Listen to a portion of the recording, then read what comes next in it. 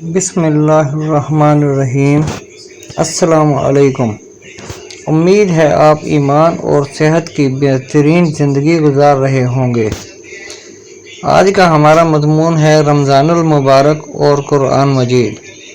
رمضان المبارک مقدس، بابرکت، رحمت، مغفرت اور نار یعنی کہ جہنم سے نجات کا مہینہ ہے۔ اس کے رخصت ہو جانے پر یکم شوال کو عید الفطر منائی جاتی ہے۔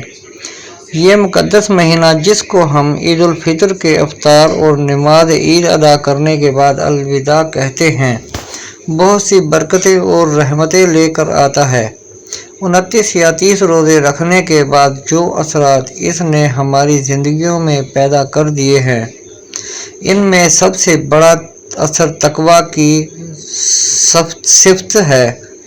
پرہیزگاری، اپنی زندگی میں اصلاح کرنا، بدیوں اور برائیوں سے پاکیزہ زندگی گزارنا، جھوٹ اور جھوٹے طرز زندگی مکمل اجتناب، خدا کا خوف، آخرت کی زندگی پر یقین، اللہ خالق ارض و سما کے سامنے حاضری اور بنیادی زندگی کے کاموں کا حساب، پاکیزہ دلوں و نگاہ انسانی برادری کے ساتھ حسن سلوک، محبت، مروت اور صبر و استقامت، ظلم و جبر سے اجتناب اور ظالموں کا ساتھ دینے سے اس طرح بچنا جس طرح آگ کے دہکتے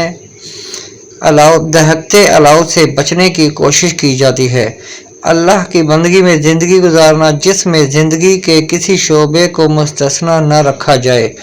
جیسے کہا جاتا ہے کہ زندگی عبادت تک محدود ہے۔ سیاست، معیشت، معاشرت، لین دین، صلح جنگ اور معاملات زندگی رب سے الگ ہے۔ یہ نظریہ تقویٰ اور دینداری کے خلاف ہے۔ پوری زندگی میں اطاعت خداوندی تقویٰ کی روح اور مغز ہے۔ جیسا کہ فرمایا گیا ہے، کہو میری نماز، میرے تمام مراسم، عبودیت، میرا جینا اور میرا مرنا سب اللہ کے لیے ہے جس کا کوئی شریک نہیں ہے۔ اسی کا مجھے حکم دیا گیا ہے اور سب سے پہلے سر استطاعت جھکانے والا میں ہوں۔ اس آیت کریمہ میں لفظ نسک استعمال ہوا ہے جس کے معنی قربانی کے ہیں اور اس کا اطلاق عمومیت کے ساتھ بندگی پرستش کی دوسری تمام صورتوں میں بھی ہوتا ہے۔ رمضان المبارک کا پورا مہینہ تقویٰ کے حصول کا تربیتی پروگرام ہے۔ اس پروگرام کو اپنی زندگی میں اتنا راسخ اور پختہ بنانا ہے کہ سال کے دوسرے مہینوں میں بھی اس کے اثرات موجود رہیں۔ ہمارے معاشرے کا یہ حال ہے کہ عید الفطر کی نماز ادا کرنے کے بعد قریب تقویٰ شعاری اور متقیانہ زندگی کے اوصاف کو بھی ہم الوداعی سلام کہتے ہیں۔ مساجد میں نمازیوں کا ہجوم ختم ہو جاتا ہے۔ پابندی وقت کے ساتھ نمازوں کی ادائیگی اس طرح بھلائی جاتی ہے جیسے کہ صرف نماز رمضان مبارک میں ہی فرض ہو اور عید الفطر کی نماز کے ساتھ اس کی فرضیت ختم ہو گئی ہو۔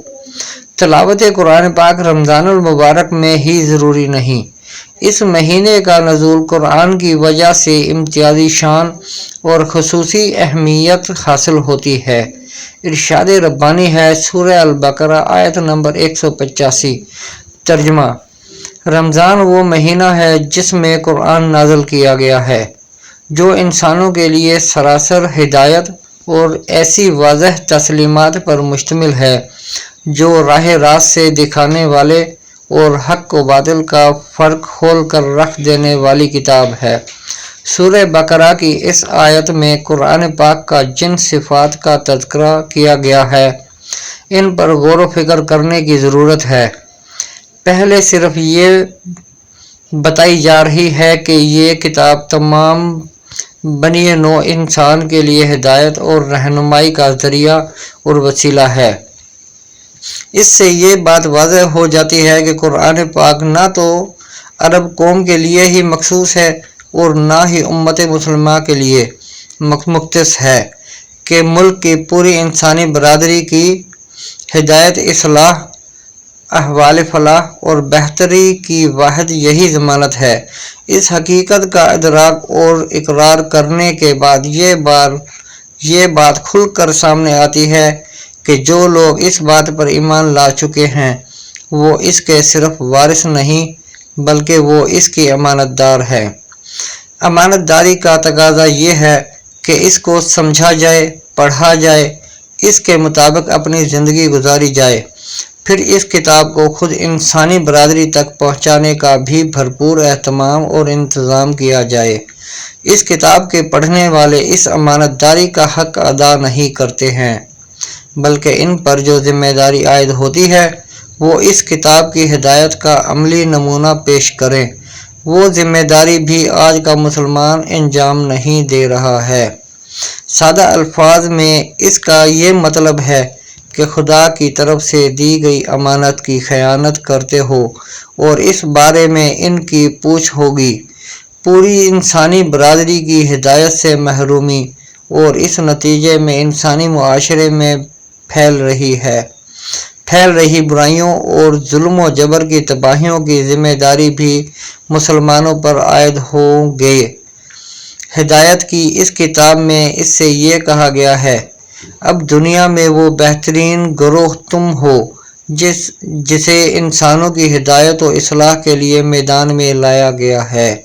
तुम नेकियों का हुक्म देते हो, बदी से रोकते हो और अल्लाह पर यकीन ईमान रखते हो। अल इमरान सूरत आयत 110। उम्मीद है वीडियो आपको पसंद आई है, सो काइंडली वीडियो को लाइक और शेयर और मज़ीद वीडियोज़ के लिए चैनल को सब्सक्राइब करें। शुक्रिया। फ़ी अमानिल्लाह।